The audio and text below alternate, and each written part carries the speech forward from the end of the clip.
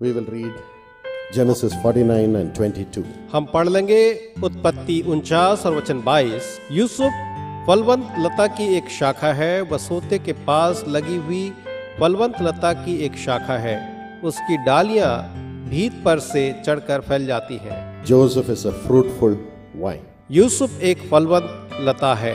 The Lord expects all of us to be fruitful vine.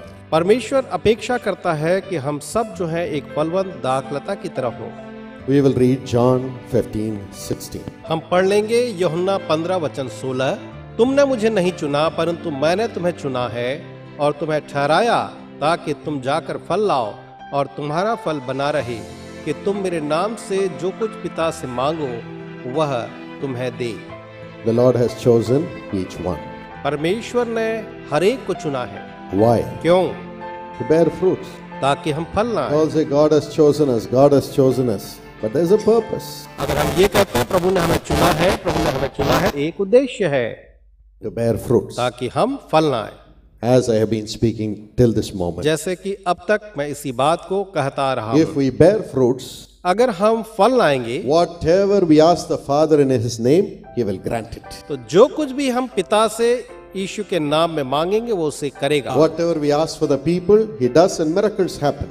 जब भी हम लोगों के लिए मांगते हैं तो वो चमत्कार करता और वो होता है। And for ourselves, whatever we pray, it happens. और हमारे लिए हम जो कुछ प्रार्थना करते हैं वो पूरा होता है। But at the same time, लेकिन उसके साथ ही साथ if we do not bear fruit, अगर हम फल न लाएं what happens? तो क्या होता है? Calls us, वो हमें बुलाता है, chooses us, हमें चुनता and है He places us. और वो हमें स्थापित करता But है। if we do not bear fruit, लेकिन अगर हम फल न लाएं what happens? तो क्या होता है? Read verse 2, John 15:2.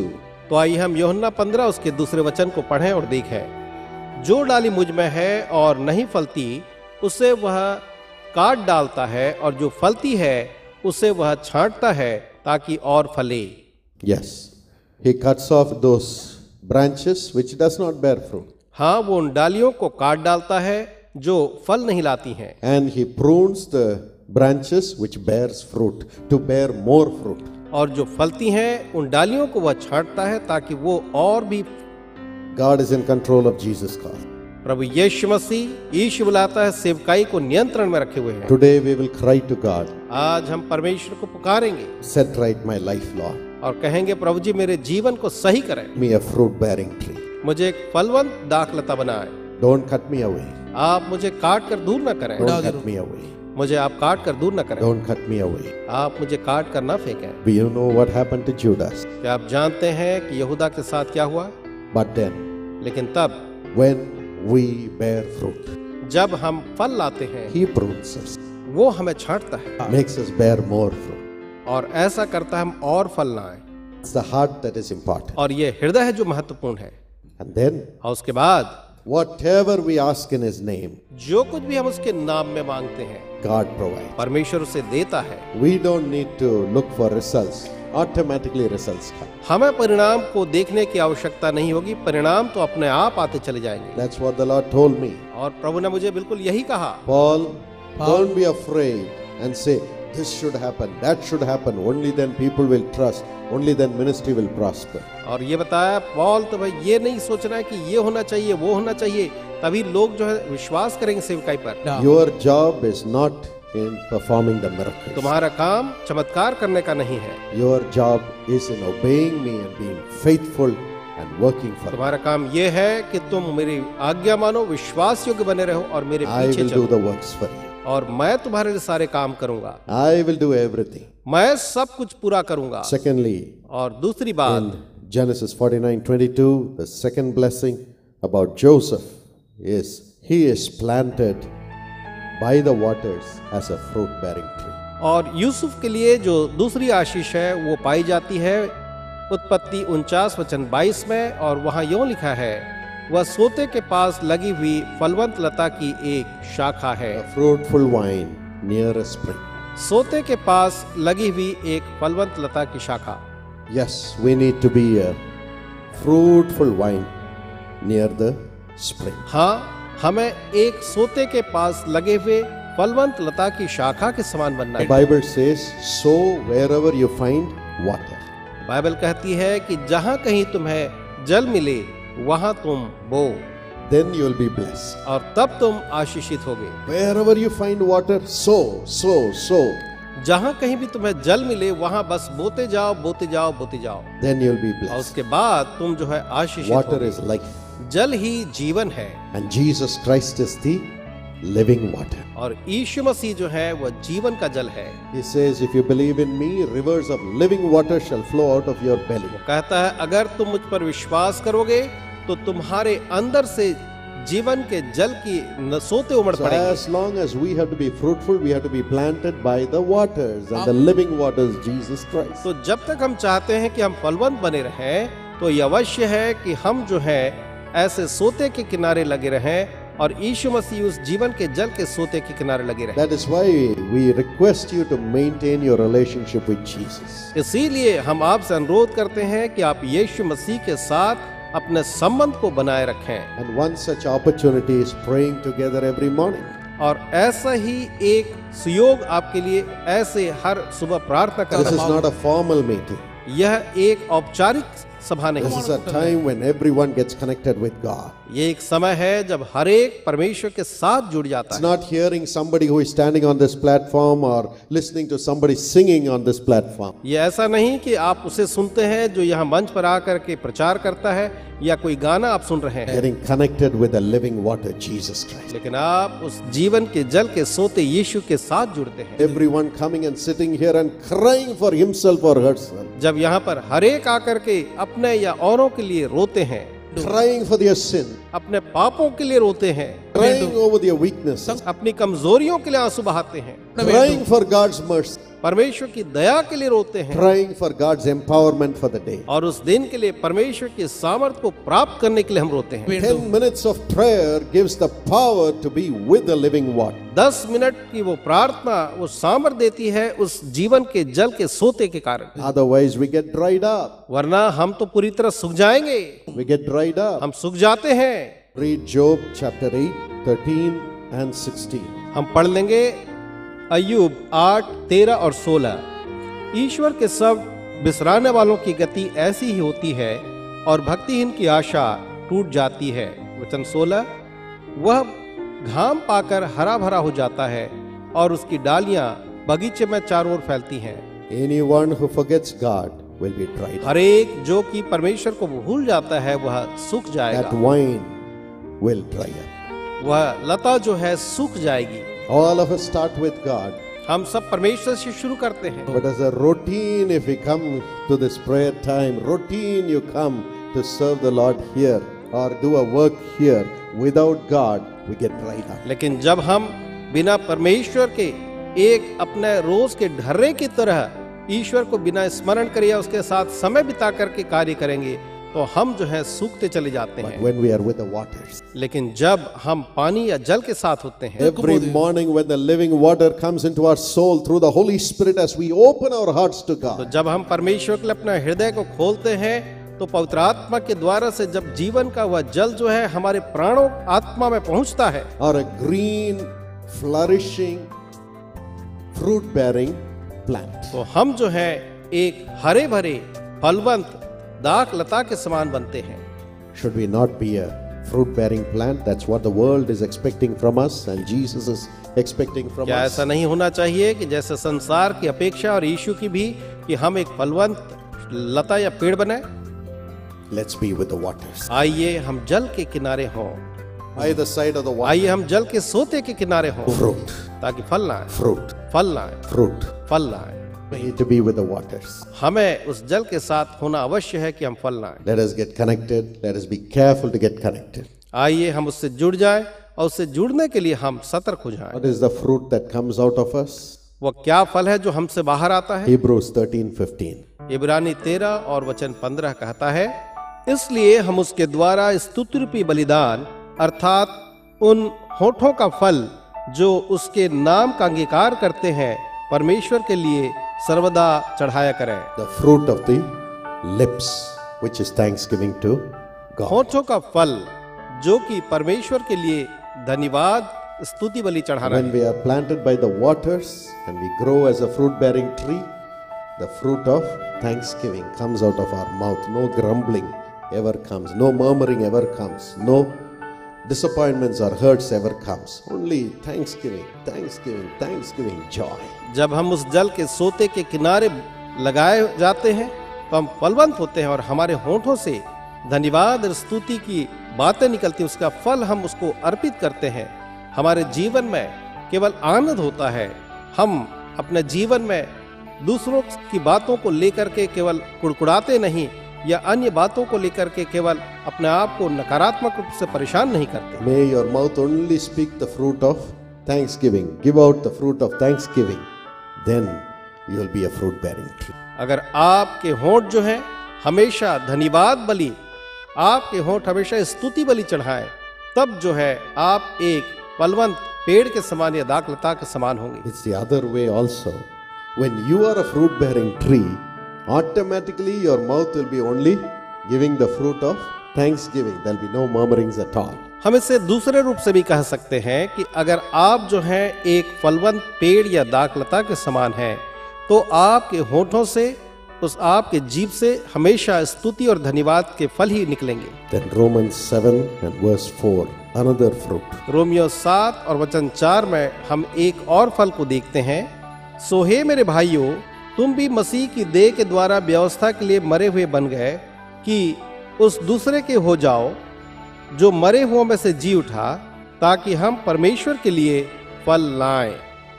Bearing fruit to God. हम परमेश्वर के लिए फल लाने वाले हों। Die to the law हम व्यवस्था के लिए मर जाएं and live for Christ. और मसीह के लिए हम जीने वाले बन जाएं। Then you will bear fruit for Christ. तब आप ख्रिस्त यीशु के लिए फलवंत होंगे।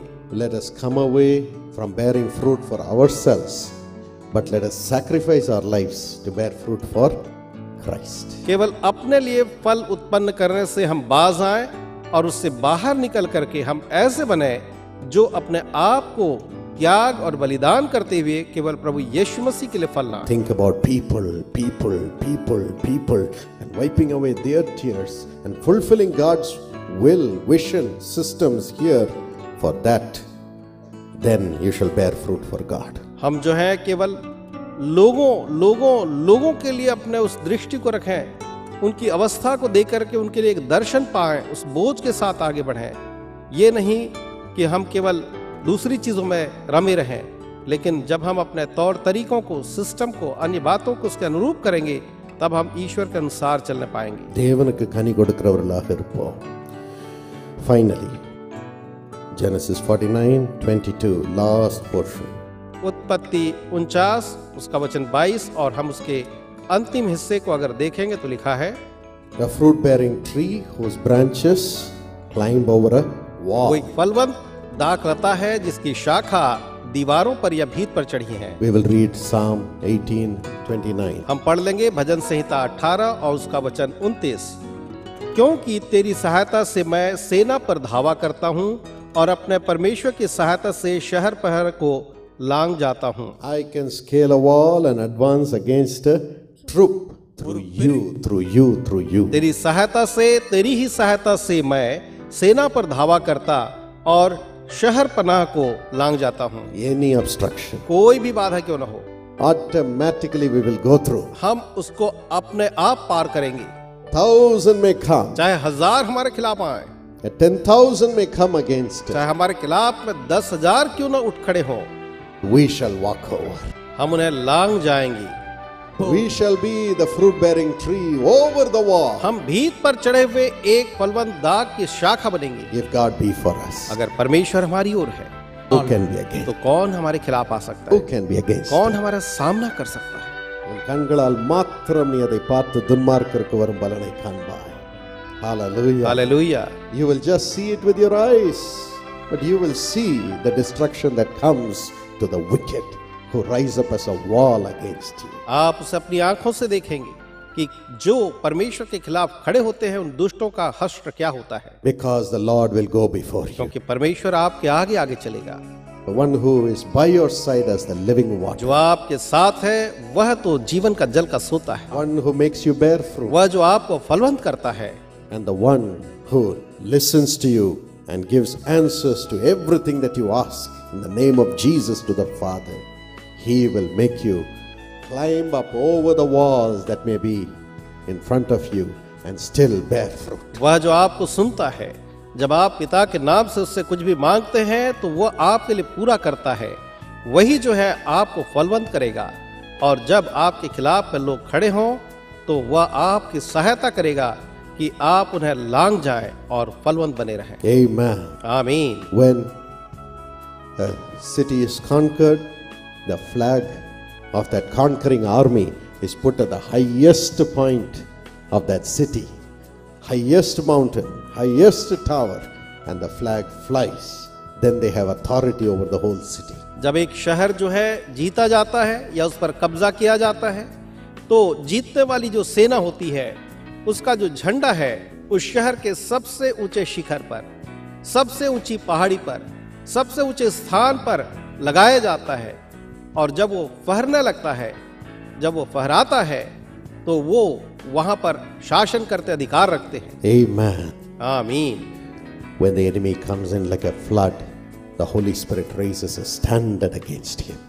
जब शत्रु जो है हमारे खिलाफ में बाढ़ की तरह आता है तो पवित्र आत्मा उसके खिलाफ एक झंडा खड़ा करता है। Don't we need the Holy Spirit by our side? क्या हमें अपने साथ में पवित्र आत्मा का साथ न चाहिए? Don't we need the living water Jesus by our side? क्या हमें अपने साथ में उस जीवित जल के सोते यीशु की आवश्यकता Don't नहीं? we need the Father who answers us when we bear fruit by our side? क्या हमें उस पिता की आवश्यकता नहीं जो जब हम फलवंत होते हैं तुम्हारी प्रार्थनाओं को सुनता और उनका उत्तर देता है? We need the Father, the Son, and the Holy Spirit, as is shown in this verse, when we bear fruit. तो जैसा कि इस वचन में दिखाया गया है, जब हमें फलवंत होना है तो उसके लिए हमें परमेश्वर पिता, पुत्र और पवित्र आत्मा की आवश्यकता है। Let us bear fruits. आइए हम सब फलवंत हों।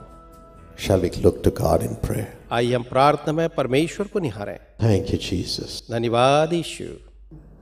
Thank you, Lord. धन्यवाद प्रभु जी। We are empty people. हम तो खाली लोग हैं प्रभु, We are weak vessels. हम तो कमजोर पात्र हैं प्रभु, But Lord, in your mercy you have chosen us. लेकिन आपने अपनी बड़ी दया में हमें चुना है स्वामी। In your mercy you have chosen us. आपने अपनी करुणा के कारण हमें चुना है। You are trusting us, Lord. आप हम पर विश्वास करते You हैं are trusting us, Lord. प्रभु जी, आप हम पर भरोसा रखे हुए You हैं have chosen us. और आपने हमें चुना है। Shall we all surrender our lives to Jesus? आइए हम सब अपने जीवनों को यीशु के हाथ में सौंपें We'll beg for mercy, mercy, mercy. और हम उससे बस दया दया दया की भीख मांगे। Many of you have been used mightily by God here. आप में से अनेक हैं यहाँ जिन्हें परमेश्वर ने बड़े सामर्थ से काम में लाया है, Many of us need to step forward. और हम में से अनेक हैं जिन्हें अपने कदम अब आगे बढ़ाना आवश्यक है। But all of us have to be fruit-bearing tree. लेकिन हम में से हरेक को एक फलवंत शाखा बनना है। அவரையே பார்த்துக்கொண்டு அவரையே நினைத்துக்கொண்டு நம் ஓட்டத்தை ஓடுவோம். Hallelujah. We will look at him and run the race. Look at him and run the race. Look at him and spend the time. Look at him and spend the breaks. Hallelujah. We have to be different and special. हम उसको ही देखते हुए अपना समय बिताएंगे, हम उसको ही देखते हुए अपने कार्य करेंगे, क्योंकि हम उसके लिए विशेष हैं। Ebenezer. Ebenezer, Ebenezer. Ebenezer, We're going to get back the souls whom we have lost. जिन आत्माओं को हमने खो दिया है उन्हें हमें वापस जीतना है। We are going to grow and increase tremendously this year. इस वर्ष में बढ़ना है और बहुत ही ज्यादा फलवंत होना है। Not win souls and lose 95% of them. ये नहीं कि हम आत्माओं को जीते और उसके बाद उनमें से 95% को हम खो दें। This morning make a determination and tell Jesus, Lord, I'm not going to lose even one soul. आज की सुबह एक दृढ़ निश्चय करें और कहें, प्रभु यीशु, मैं एक भी आत्मा को इस वर्ष खोने नहीं जा रहा हूँ। I will serve each soul perfectly, Lord. मैं हर एक आत्मा को प्रभु जी सिद्धता के साथ सेवा दूंगा। அந்த கிருபை இப்பொழுது இறங்குகிறது. That grace is coming upon us right now. वो अनुग्रह भी हम पर आ रहा है Right now. अभी, Right now. इसी समय, Right now. इसी समय। Then the grace will increase. जब वो अनुग्रह बढ़ेगा, Our performance will increase. हमारी कार्य क्षमता बढ़ती जाएगी Automatically we will take up higher position. और अपने आप हम उच्च पदों को पहुंचेंगे।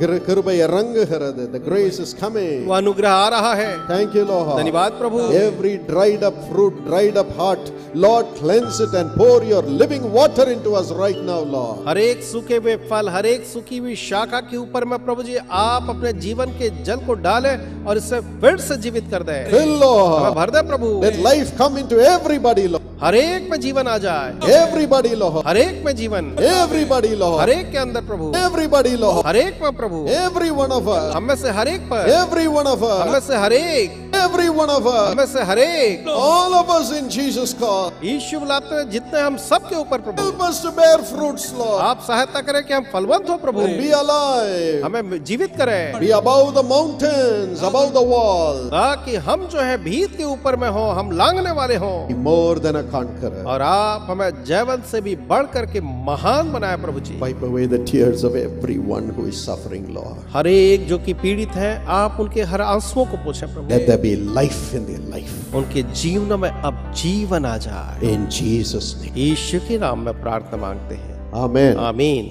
Hallelujah. हालेलुया.